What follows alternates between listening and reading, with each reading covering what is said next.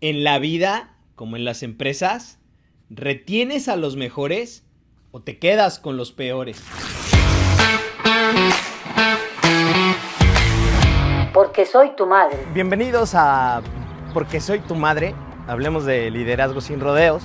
El día de hoy estoy en Chicago y me parece que no hay mejor ciudad para ejemplificar de lo que vamos a hablar el día de hoy que Chicago. O sea, estos compadres tuvieron el mejor equipo de básquetbol en la vida. Let's get ready to rumble! Tuvieron al mejor MVP. His Royal Highness, Michael Jordan. Y el otro día tuve la oportunidad de irlos a ver en Boston, jugar contra los Celtics. No mames, los Celtics parece que salieron a entrenar y les pegaron una mega putiza, les ganaron como por 30 puntos. Y el tema de hoy me parece fascinante porque de por sí es todo un rollo andar consiguiendo a alguien bueno, pero es todavía más complicado el retenerlo. Y creo que muchas veces pensamos que retener a alguien tiene que ver con el salario, con las condiciones de trabajo. Y la realidad es que no. O sea, para que tú puedas retener a alguien, eso comienza desde antes. Hay varias etapas antes, como para poder tener un terreno fértil en donde tú digas, ah, cabrón, aquí sí puedo contratar y retener a los mejores, pues para que no te quedes con los peores. Vamos ahorita a buscar por aquí un lugar donde podamos grabar. Bienvenidos a Porque soy tu madre. Hablemos de liderazgo sin rodeos. Yo sé que quizás estabas esperando ver aquí atrás el frijolito y toda la onda, pero este no es un canal de viaje. Para arrancar el día de hoy te voy a contar una historia. En alguna empresa que yo trabajé, que no voy a decir nombres ni de la persona ni de la empresa, por razones obvias, esta persona estaba a cargo de un equipo de compras y su equipo de compras era el que iba peor. De ahí nunca sacabas a nadie para poderlos promover. Básicamente todo el mundo decía, esta persona, ¿cómo chingados llegó ahí? O sea, ¿cómo? ¿A quién se le ocurrió ponerla en ese lugar? Pasaron los años, o sea, no sé, 3, 4 años. Y yo no sé si el Olimpo nos escuchó, se dieron cuenta, presión social, yo no sé qué pasó. Total, llegó el día, la corrieron. Sí, la corrieron. No, nada de que, ay, fue un mutuo acuerdo. No, la corrieron. Entonces dijimos, bueno, pues a ver dónde consigue chamba. Y resulta que en Nueva York consiguió trabajo en una empresa grande de retail, muy grande. Y nosotros decíamos, wow, pues qué suerte, pero pues a ver cómo le va a hacer para poder mantener esa onda. Alguien que era muy amigo de esta persona en la empresa, pues mantuvo contacto y como al año nos la encontramos en Nueva York y nos encontramos algunos amigos que trabajaban con esta persona. Y entonces sus compañeros de trabajo, de una forma muy honesta, decían, ojalá pudiéramos clonar a esta persona. O sea, es lo mejor que nos ha pasado. Y de verdad nos volteábamos a ver como, ¿es en serio o está mamando? No, hablaba muy en serio. Y entonces yo me ponía a reflexionar que, pues como decía tu mamá, siempre hay un roto para un descosido. Siempre. Y yo creo que para poder retener a los mejores hay que empezar mucho más atrás. Creo que lo primero que se debe tener es la conciencia de en qué momento está viviendo tu empresa. ¿Sí? O sea, tu empresa está en creación, es un startup, es parte del nacimiento de una idea, están desarrollando el producto, están buscando financiamiento. O quizás tu empresa está en crecimiento, ¿no? O sea, están en una expansión rápida, aumento de ventas, clientes, van a escalar operaciones. Tu empresa está en madurez. O sea, ya todo el mundo cuando escucha el nombre de la empresa, pues ya tienes un posicionamiento y saben a qué se dedican. O probablemente la empresa está ya en esa etapa de declive donde necesita renovarse o morir. Y creo que esa primer conciencia, si tomáramos como un banco, pues esa sería la primer pata que habría que entender. La segunda es qué vas a hacer con eso. O sea, si tú ya sabes que estás en un crecimiento acelerado, ¿qué vas a hacer? ¿Vas a meterle más billete? ¿Vas a meterle el acelerador? ¿Mejor te vas a quedar así? ¿Cuál es la decisión que vas a tomar con el momento que estás viviendo? Esa es la segunda pata del banco. Y la tercera es en cuánto tiempo quieres llegar a ese lugar.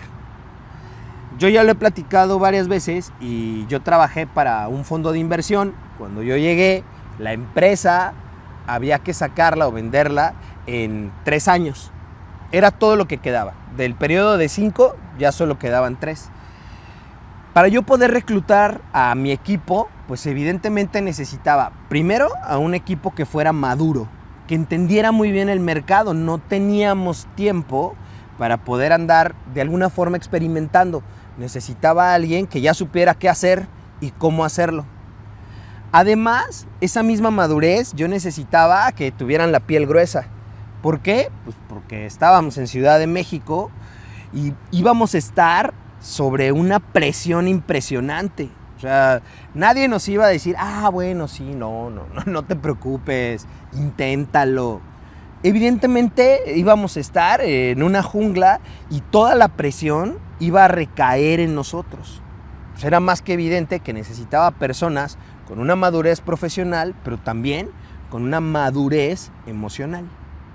Entonces creo que es muy importante el poder tener esta conciencia, porque desde ahí es donde empiezas a sembrar ese terreno fértil para buscar el perfil correcto, pero además que ese terreno te ayude a retener a ese perfil. Yo creo que ya que tienes esa conciencia, viene el ingrediente secreto. Ese ingrediente que es capaz de poder abrazar al talento o hacer que corran en el día 2. Y evidentemente me estoy refiriendo a la cultura de la empresa. Porque la realidad, así como decía tu mamá, pues llora todo lo que quieras, que aquí nadie te va a hacer caso, cabrón. Y eso pasa en la cultura de la empresa. O sea, si tú estás en una cultura donde quieres innovar, quieres arrancar, pero la cultura misma no está hecha y diseñada para eso, no va a pasar nada. Y vale la pena repasar como los tipos de cultura que puede haber. Seguramente ya lo sabes o probablemente estés hasta la madre, pero nunca está de más el poder repasarlos. Existe una cultura que puede ser una cultura jerárquica, ¿no? Es esa estructura militar donde existen solamente 1 o 2 cabezas y todos los demás son soldados. Un buen ejemplo de esto, UPS en los 70s, que decían, nosotros vamos por eficiencia. O sea, nosotros lo que queremos es ser perfectos. ¿Está bien? Dale. Otra cultura es la de innovación, ¿no? Donde hay creatividad, flexibilidad. Un buen exponente de esto son los Google, con su 20% del tiempo de las personas. O sea, que dicen, bueno, güey, pues el 20% de tu tiempo lo vas a dedicar a proyectos personales. Y cuenta la leyenda que pues, de ahí salió Gmail, cuenta la leyenda. Tienes una cultura también que puede ser de mercenarios, competitividad, resultados, como Netflix. Yo alguna vez conocí en alguno de los programas que estudié a una persona que había trabajado en Netflix y decían, no, es que allí es una onda de ser de alto rendimiento y si no jalas, te vas. O sea, la rotación de personal y la presión es muchísima. Ok, está bien, es una cultura. Existe una cultura hippie, ¿sí sabes? Como esa cultura de primero todos somos amigos, todo va a estar bien, la fraternidad. Y un buen ejemplo de estos compadres son los de Zappos. Si alguna vez has tenido la oportunidad de comprar algo con ellos, es impresionante el servicio que te dan. Cuenta la leyenda, me voy a desviar poquito, de que habló una señora y dijo, oye, ¿no tienes este zapato? Y le dijeron, no, pues sabes que no lo tengo, pero lo tiene la competencia. Y no solo quedó ahí, sino a los 15 días le hablaron y le dijeron cómo le fue con la compra. O sea, de ese tamaño está la cultura de ellos. Y por último está la cultura de propósito, ¿no? Es esa cultura donde la misión y el propósito es lo más importante. ¿Quién es un digno exponente de esto? Los de Patagonia. O sea, estos compadres tienen su 1% y donan el 1% a causas. Y es más, si tú te metes a las redes sociales, casi no hablan de producto. O sea, siempre están hablando como de la causa. Y eso me parece impresionante porque es como, ay, por cierto, pues vendemos ropa y vendemos accesorios, pero lo más importante es nuestra misión. Entonces me parece muy relevante entender cuál es la cultura de tu empresa. Si la cultura de tu empresa es tu enemigo, o sea, no es tu aliado, hay de dos sopas. La primera, si tú puedes cambiarla, hazlo, chíngale. No va a ser cosa fácil, pero hazlo. Si no está en tus manos cambiar la cultura de la empresa, yo te diría, cambia la cultura de tu equipo. Cámbiala. Vale muchísimo la pena. Pero tienes que tomar varias cosas en cuenta. La primera, que vas a estar creando una chiva en cristalería. ¿Sí? Vas a crear un animal que nadie más va a saber cómo domesticarlo, que probablemente no cabe, porque los vas a traer más revolucionados, porque digamos que los vas a traer viendo más allá de lo evidente. Tienes que estarlos cuidando todo el tiempo. Cuídalos. Haz esta cultura, haz que este equipo empiece a generar, empiece a hacer estrategias, pero tienes que cuidarlo en todo momento. Protégelo por sobre todas las cosas. Cambiar aunque sea la cultura de tu equipo, siempre será una buena opción. Y de aquí nos vamos a que si tú ya sabes cómo está la empresa, ¿no? Tú dices, ok, yo ya sé en qué momento está la empresa, yo entiendo a dónde la quiero llevar, también entiendo en cuánto tiempo y entiendo si la cultura me va a ayudar o no. Esto va a ser la barra con la que tienes que medir al equipo que necesitas. Ya con esto, tú puedes decir, ok, entonces necesito X o Y perfil. Desde ahí, desde donde estaba, vi otro lugar que como que está más nice para la grabada. ¿A quién necesitas para poder recargar tu estrategia? Más al rato vamos a ver con Andrés en la entrevista. Y él dice que este rollo de las empresas es como un equipo de fútbol. Y la verdad me gustó la teoría. Porque dice, güey, durante el partido hay momentos donde vas a recargar todo en el portero y en la defensa. O hay momentos donde los que tienen que brillar es la media y la delantera. Y me parece una analogía súper buena porque es verdad, en las empresas eso sucede. Hay momentos donde te tienes que recargar en finanzas, hay momentos donde te recargas en comercial, hay momentos donde logística tiene que brillar. Y hay un punto en el que además creo que nunca pensamos como líder. Siempre pensamos en la empresa y siempre pensamos en el proyecto. Pero es muy importante que también pienses en ti. Sí. Tu equipo, ¿qué es eso que te tiene que complementar a ti como líder? No somos monedita de oro, no somos perfectos, tenemos nuestras cosas buenas y las no tan buenas. En algún momento de mi vida, cuando yo contraté a un asistente, yo le decía, mira, en aquel momento yo no era muy estructurado y mucho menos ordenado, y le decía, yo voy a ir pasando, voy a ir desmadrando, y tú, conforme yo voy desmadrando, tú vas acomodando. Porque cuando yo regrese, necesito encontrar todo ordenado para poder agarrar esa información y para poder tomar decisiones. Me parece muy relevante que te tomes un tiempo como para ese examen de conciencia y decir, mi equipo, ¿en qué me tiene que complementar? Y entonces aquí, si te fijas, ya vamos armando como ese perfil de personas que vas a necesitar, pero sobre todo ese perfil de personas que vas a poder retener porque realmente van a estar generando y realmente van a ser parte de un equipo. Hay algo más que tienes que tomar en cuenta. Debes tener cuidado con las trampas del amor. todos en nuestra vida tenemos un gran amor. Esa persona que tú dices, esta persona es un volador, da resultados, esa visión que tiene es impresionante. Ojalá todos fueran como esta persona, pero eso solo lo piensas tú, no lo piensa nadie más, solo tú, estás cegado por el amor. Yo tenía un gerente que me decía, no, es que esta persona, mira, wow, cómo entiende las cifras, cómo arma la colección, cómo estructura. Y a la hora que poníamos a la persona a que pues, presentara sus colecciones, sus números, decías, güey, o sea, no entiende ni la O por lo redondo. Pero de verdad él la defendía a capa y espada. Y la realidad es que bajo su comando, pues daba resultados. Pero lo que sucede con esos grandes amores es que el día que tú te vas, pues probablemente se van contigo, porque nadie va a querer trabajar con esa persona o nadie está viendo a esa persona con esos ojos.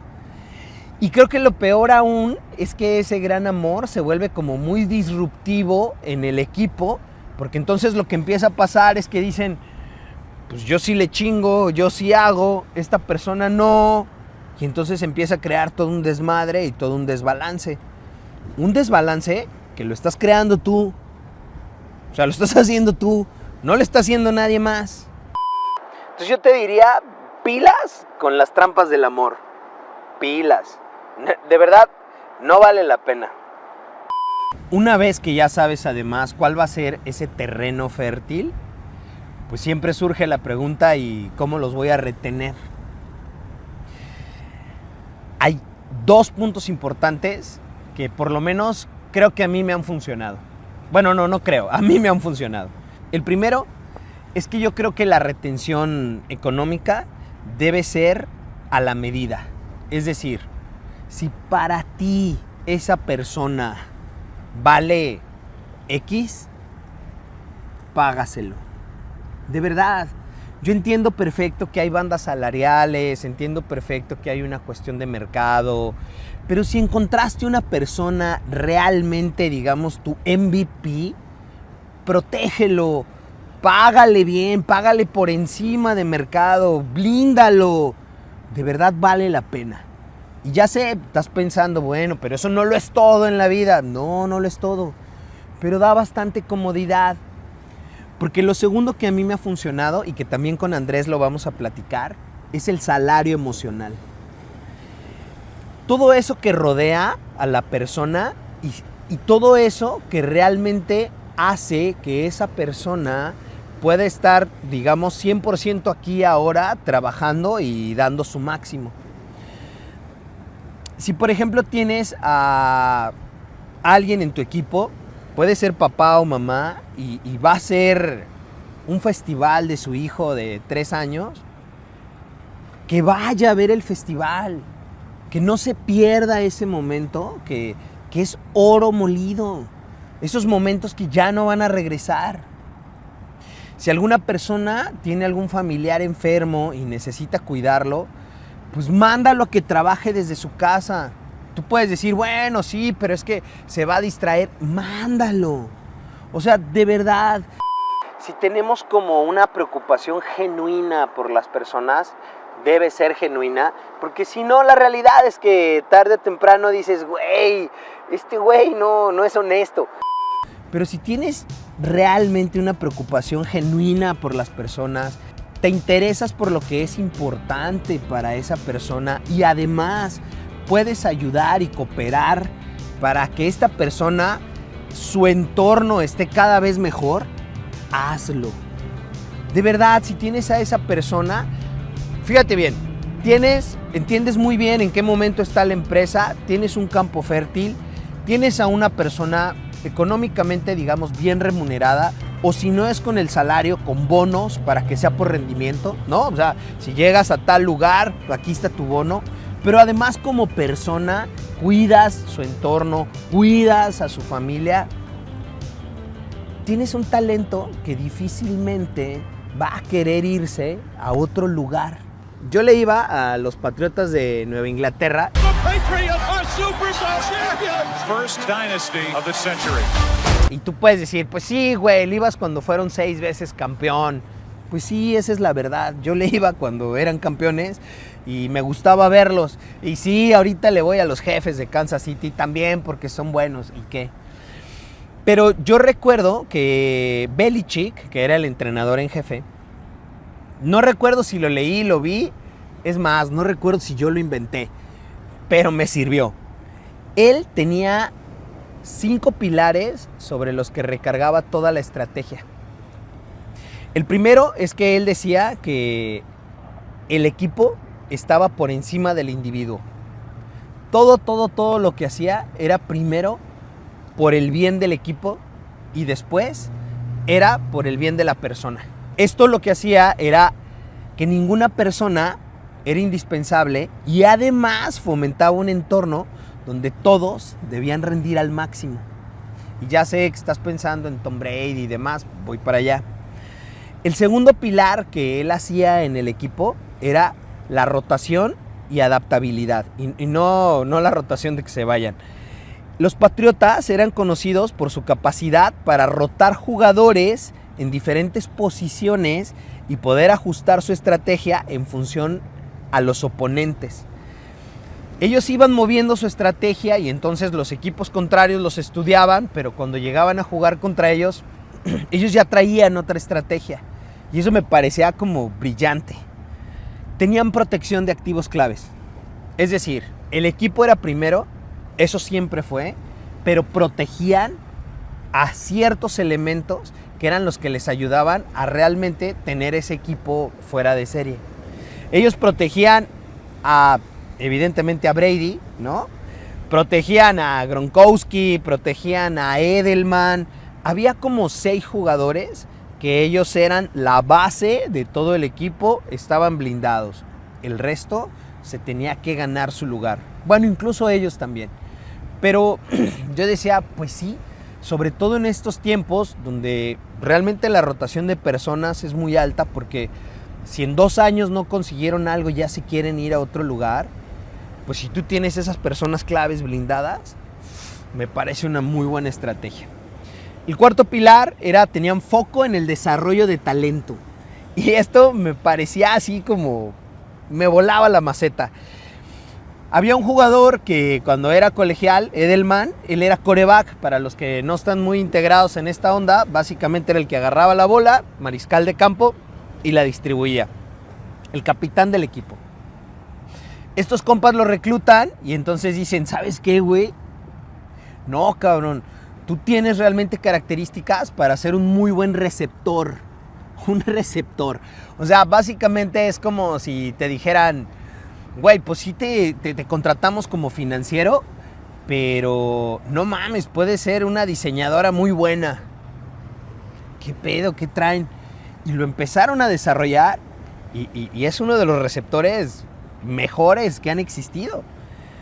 Y el quinto pilar es que todas las decisiones las basaba en datos. Chulada, ¿no? Él era famoso por su enfoque analítico del juego. Siempre utilizaba datos para tomar las decisiones de estrategias. Y estos 5 pilares a mí me parece que son totalmente aplicables a una empresa, ¿no? O sea, tú protege a la empresa. Yo siempre he dicho, si tú proteges a la empresa de forma honesta, la empresa te va a cuidar a ti. Cuida siempre a la empresa por encima. Después, ¿qué puedes hacer a tus equipos? Yo personalmente creo caos por lo menos cada 3 años.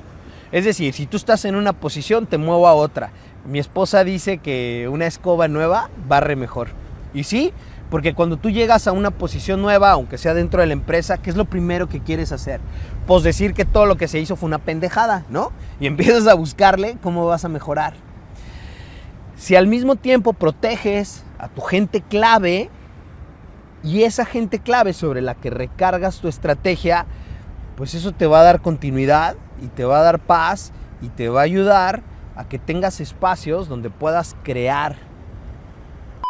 estas personas te pueden ayudar a salirte del día a día y a que tú realmente puedas tener un rol más estratégico. Imagínate esa parte de desarrollo de talento, o sea, que realmente puedas estar tan cerca de tu equipo y conocer a tu equipo que digas, no, las habilidades que tiene esta persona nos van a servir más acá, y que le apuestes y que lo desarrolles. Es una belleza. Y por último, y como siempre, pues que todas tus decisiones estén basadas en datos. Yo he hablado mucho que si tú llegas a una reunión o a lo que sea y empiezas a hablar con yo creo, yo pienso, yo siento, hablas con argumentos como mucho, poco, eso es una plática de borrachos, que la realidad es que el que va a ganar, el que tiene más saliva traga más pinole, o peor aún, el que tenga más jerarquía es el que va a ganar. Probablemente no tiene razón, pero pues como no hay data, pues ya te chingaste, ¿no?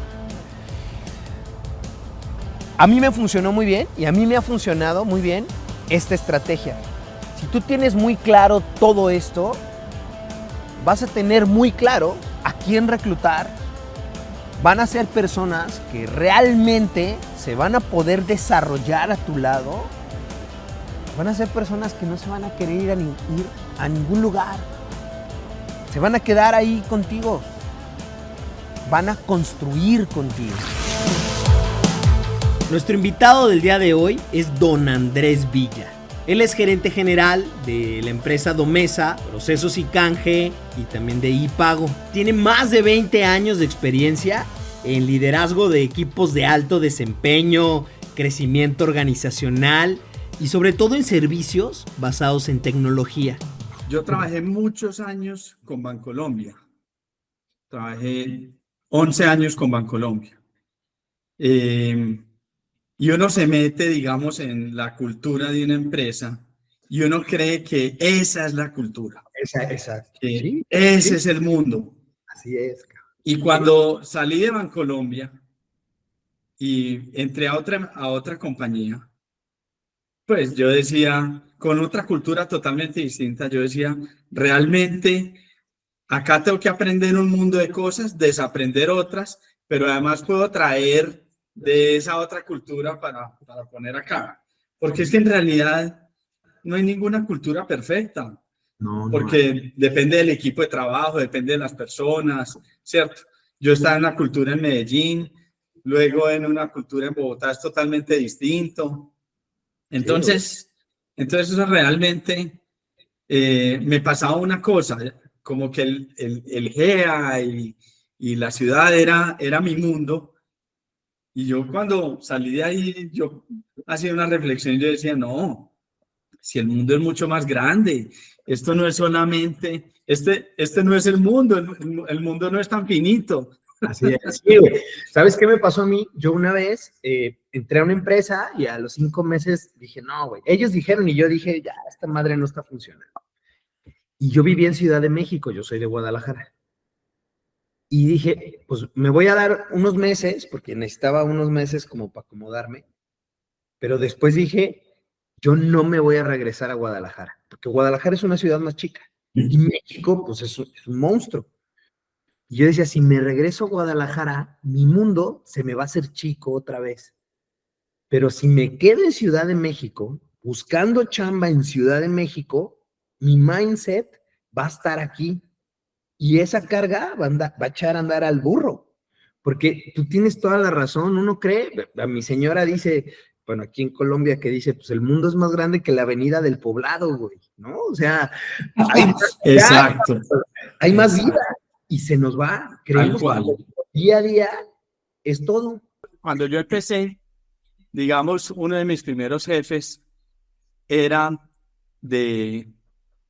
digamos, de padres y abuelos alemanes. Y él tenía como el corte del orden, de la organización, de la puntualidad. Y todos éramos así.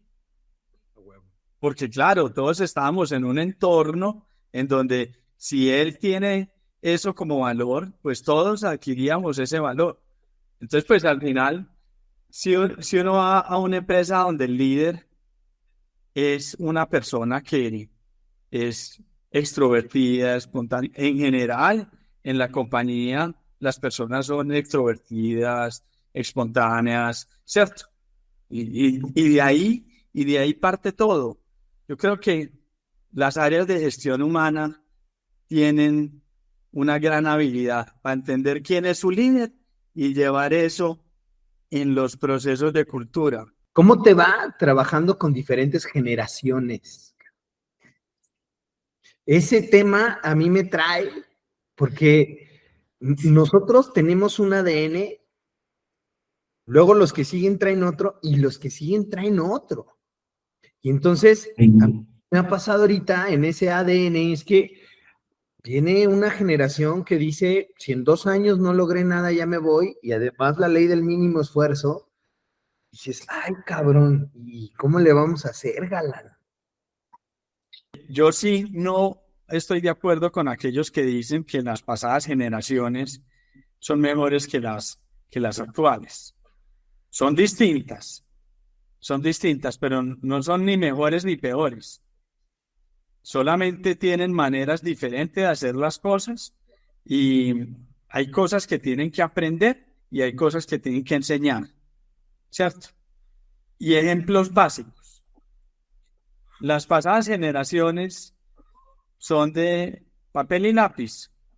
Sí. Las nuevas generaciones, todo es un drive, todo lo compartimos, usted hace una parte, yo hago otra parte, y al final lo difícil es quién se va a leer todo lo que escribimos para que parezca que lo hizo uno solo. Sí. Sí. Donde sí me pasó algo que además fue particular, fue en la pandemia. Cuando empezamos con el tema de virtualidad, para mí lo lógico era, los jóvenes lo van a hacer perfecto virtual, lo duro va a ser los más mayores, los más seniors, ¿cierto? Y no fue así, porque ahí el tema no era de la herramienta. La herramienta todos la adquirimos rápidamente y conectarnos a Teams o a Zoom o a Meet o al que sea, pues eso era algo que se adquiría rápidamente. Donde estaba la diferencia era en el nivel de autodisciplina que se requiere. Sí, todo. Claro. Los mayores tenían una autodisciplina de años de trabajo, ¿cierto? Entonces yo, por ejemplo, le decía a mi equipo, yo todos los días me visto de camisa, así vaya a estar en mi casa. Porque mi mindset, Y desayunas. si voy a trabajar, estoy de camisa. Claro.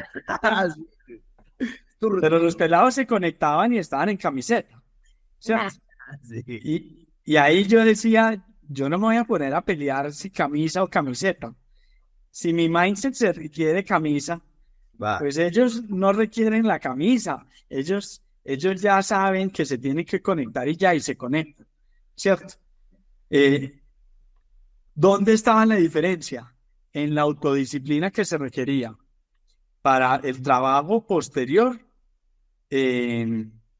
estando, digamos, sin supervisión. ¿Cómo puedes hacer o cómo hace como para identificar a los que sí y que de algún modo identificar a los que no y que estos pues no se te vuelvan mayoría o que por ahí estén, ¿no? Digo, finalmente en un ecosistema habrá de todos, un poquito, pero pues que no sea la mayoría, o sea, que tengas ahí ese balance en la vida real. ¿Cómo haces para lograr esto, cabrón? Y no como, pues la de, pues hacemos un 360. Güey, Sí. güey, pero... No, ¿sabes yo qué creo? Yo creo que los momentos de verdad para escoger el equipo son los momentos de promoción. Porque cuando tú tienes una vacante abierta de un cargo, a quien vas a promocionar, tienes que garantizar que lo va a que, hacer. que lo va a hacer y que va a ser el mejor ahí. Claro. ¿Cierto? Porque pasa mucho en las compañías, no, es que este lleva 5 años y este lleva 2 años, y entonces este tiene más mérito porque lleva 5 años. Pero si el que lleva 2 años es mejor que el que lleva 5 años, eso no es cuestión de méritos de tiempo. de calentar la silla. No, Bien. eso es cuestión de logros, de efectividades, de qué ha conseguido, ¿cierto? De qué ha demostrado. Y si el de 2 años, con tan poco tiempo, lleva demostrando lo que sea, es el que se merece la promoción, ¿cierto? ¿Y por qué digo que ese es el momento de verdad?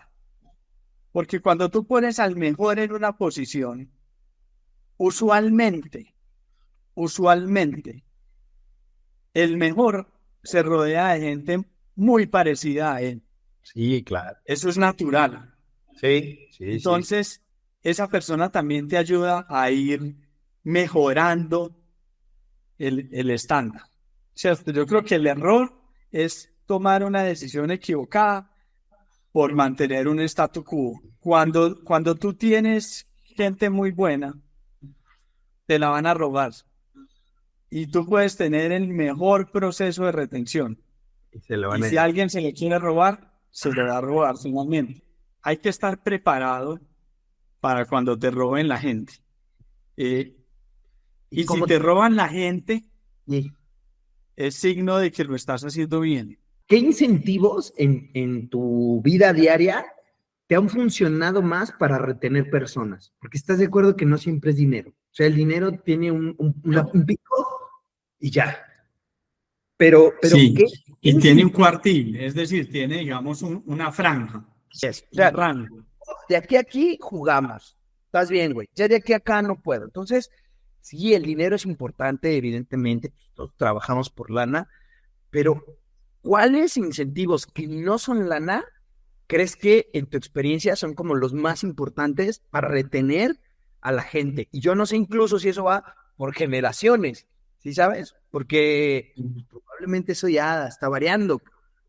Sí, mira, yo creo que el hecho de ser empático y entender a la gente desde la perspectiva como del salario emocional es mucho, mucho más poderoso que el dinero de ciertas posiciones, digamos, hacia arriba. Te voy a poner ejemplos que a mí me pasan frecuentemente. En uno de los negocios, el 90%, el 87% de las personas son mujeres.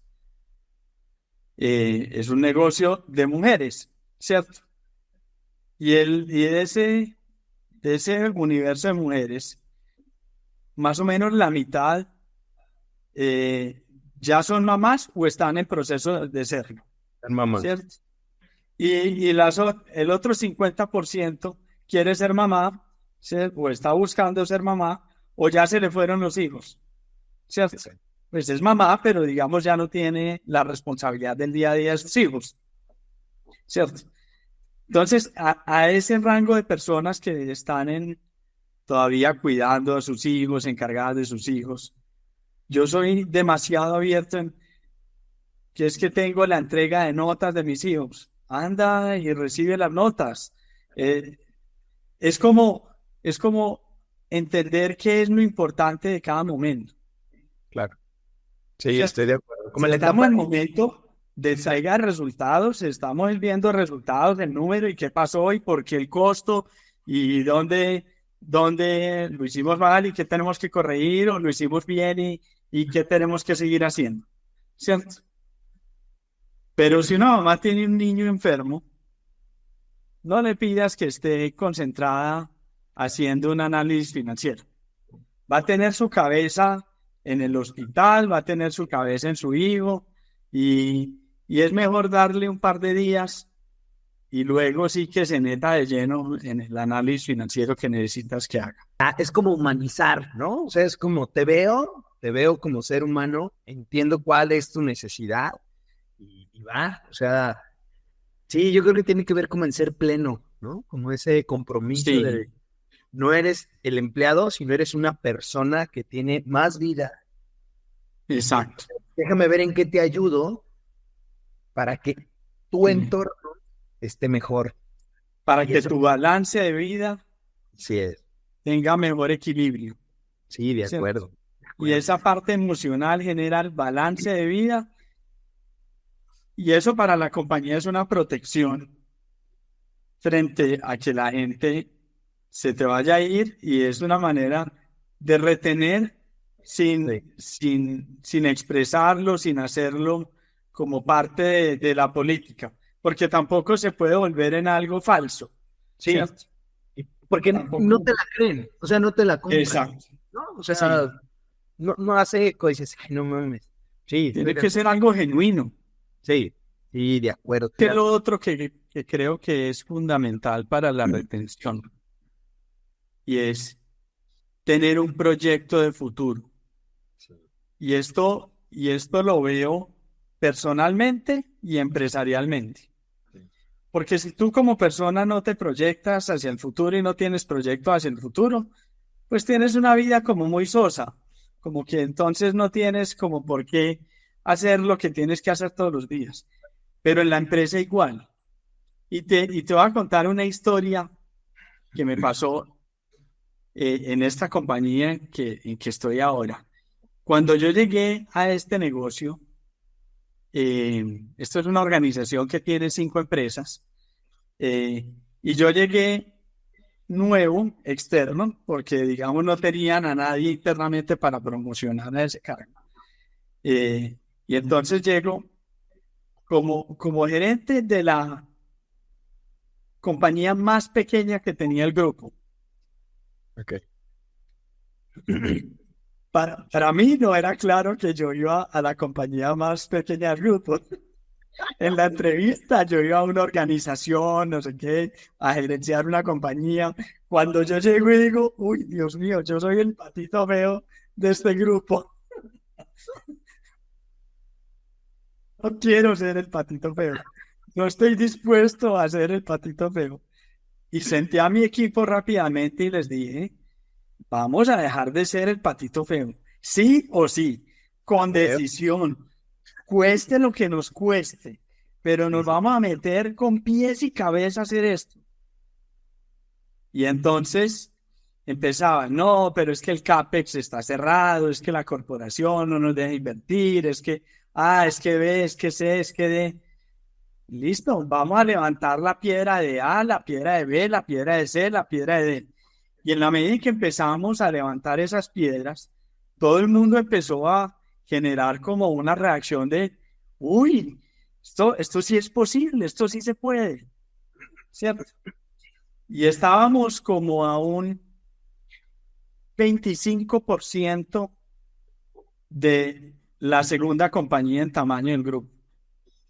Entonces, Cuando el entra primer objetivo fue, vamos a alcanzar a los de esa compañía, a esos culeros. a esos, y los vamos a dejar de coleros. A huevo. Teníamos que crecer el negocio completo en un 25%. Listo. En año y medio logramos ese 25%.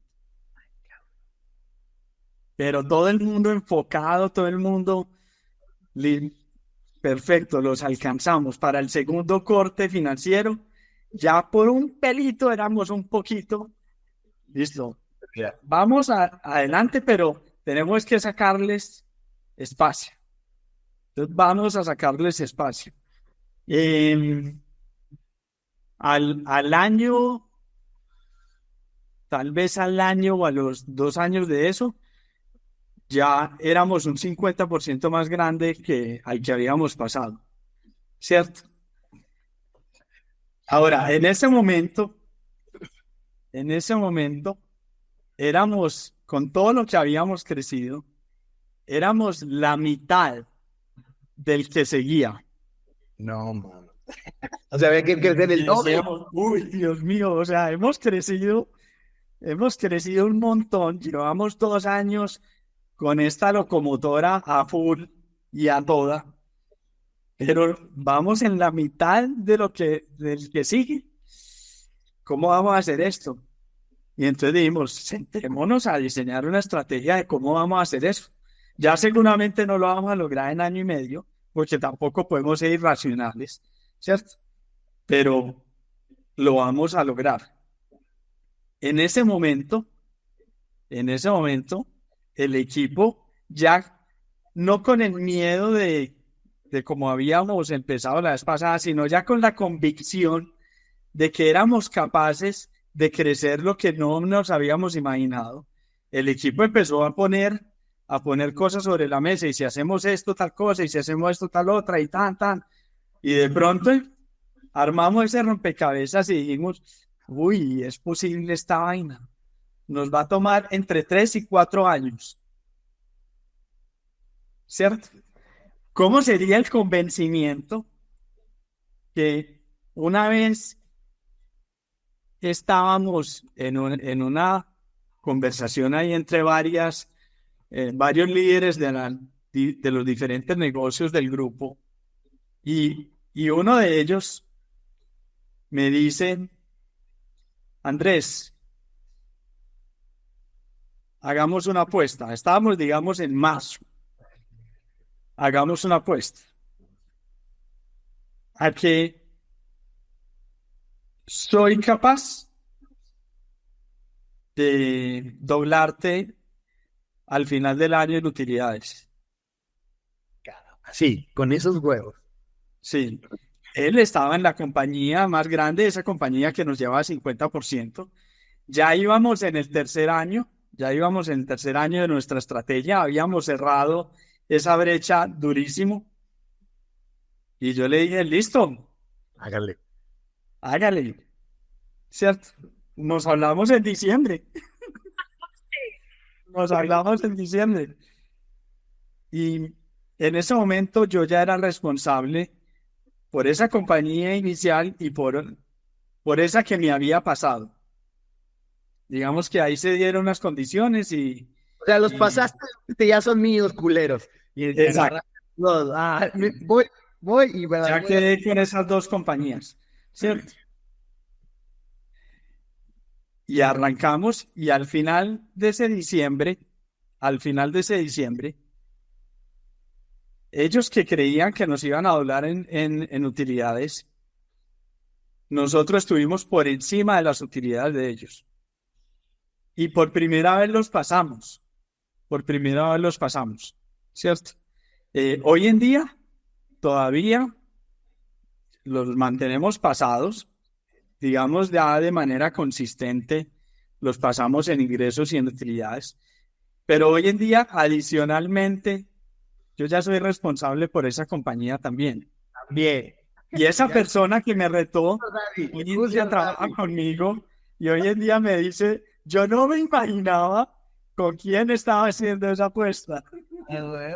Porque realmente, hoy que te conozco, digo, no, ¿cómo me pude, sin averiguar un poco, a hacer esa apuesta? Y tenemos una excelente relación, y trabaja conmigo, y también es capaz de meterse en retos y en proyectos donde nos reten. Y yo creo que para cerrar, digamos, la historia, el tema es que cuando tú al equipo le proyectas futuros ganadores y logras conseguirlo, el equipo ya después, él solo se empieza a proyectar nuevos futuros.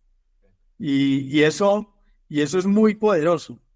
Eso es muy poderoso, porque eso rompe un mundo de paradigmas, un mundo de cadenas, levanta obstáculos, ¿cierto? Desata nudos para que el equipo llegue a otro nivel. Con la inteligencia artificial sí me ha pasado algo distinto, que cuando empecé a leer y entender eso dije, uy, Dios mío, esto, de verdad que esto yo sí creo que va a ser un breakthrough hacia el futuro para los negocios. Y empezamos a hacer como algunos ensayos, ¿cierto? Algunos pilotos, y eso es de un poder y una cosa tan, que cambia tanto la manera en que hacemos las cosas y que genera tanto riesgo frente al trabajo del ser humano, que sí creo que es algo que nos tenemos que plantear, ¿cierto? ¿Cómo crees que va a afectar eso, Andrés? Ya hablando de eso. Porque hasta ahorita para mí Pues mira, artificial es como una super asistente. en toda esta trayectoria que te conté del negocio más chiquito a donde estoy hoy, pues yo pasé de 300 empleados a 3.000 empleados. Eh, y en ese proceso, pues en la medida en que uno tiene más empleados, uno empieza a ver mucho las condiciones, por ejemplo, de las personas que trabajan en la operación y tienen roles operativos de todos los retos que tienen ellos, ¿cierto? Eh, y una de mis mayores preocupaciones es cómo la inteligencia artificial la vamos a manejar de manera responsable frente a ese reto de esas bases, porque es que he visto en pilotos que hemos hecho, pues tengo evidencias de procesos de automatización, procesos que hemos hecho en donde un proceso de automatización, uno solo que hicimos, nos reemplazó 67 personas. No. Y uno dice, yo no soy capaz de replicar esto, o sea, ¿hasta cuándo? O sea, es un efecto demasiado grande. Entonces, cuando uno le dice esto impacta en 67 personas, yo lo primero que pienso es, bueno, ¿y dónde le vamos a dar espacios a estas otras personas? Porque tampoco quiero perder 67 personas. Yo quiero que el negocio crezca y absorba esas 67 personas. No simplemente que reemplacemos 67 personas, ¿cierto? Pero es difícil y cuando los números empiezan a ser de esas magnitudes, uno dice, ¿cuántas veces voy a ser capaz de incorporar 67 personas en este o en otros negocios para ser capaz de mantener esos trabajos? ¿Cierto? Y la inteligencia artificial tiene ese potencial. Tiene el potencial de reemplazar y volver productivos lo que hoy hacen X número de personas, ¿cierto? Pero también tiene el reto de qué vamos a hacer con las personas, ¿cierto? Claro. Entonces creo que estamos en un momento muy, muy sensible respecto de eso. Creo firmemente en que hay que adoptar la inteligencia artificial en procesos, porque también creo que tenemos que pasar de usar las manos de las personas a usar los cerebros de las personas. Claro. Gracias por tu tiempo, porque además yo sé que eres una persona bastante ocupada y no es así como que, ay, ¿a qué horas quieres?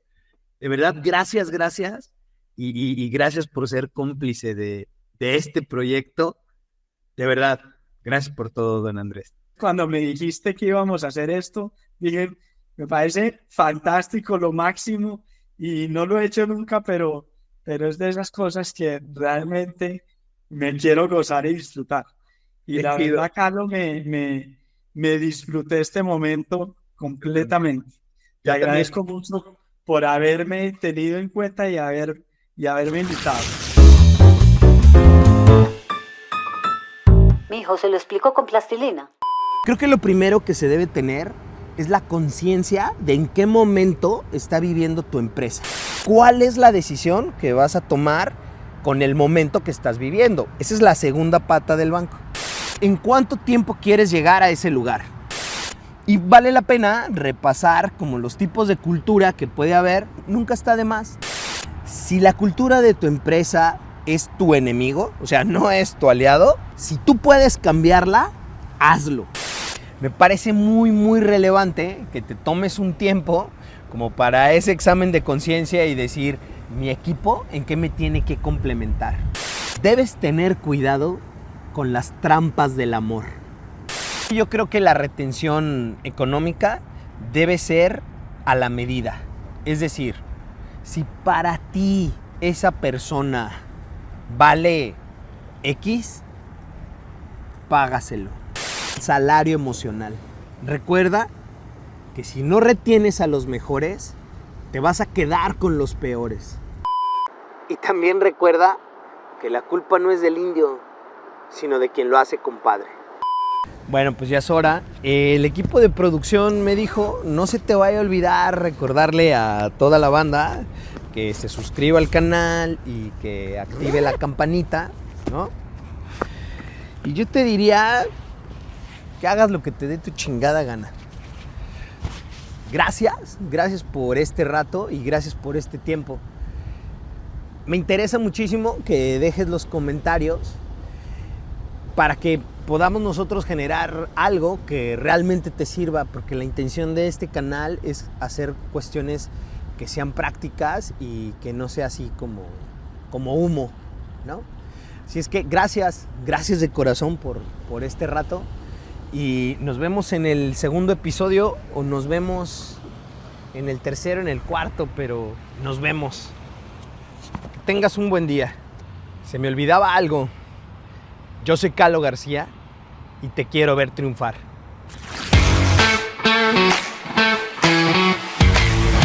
Porque soy tu madre.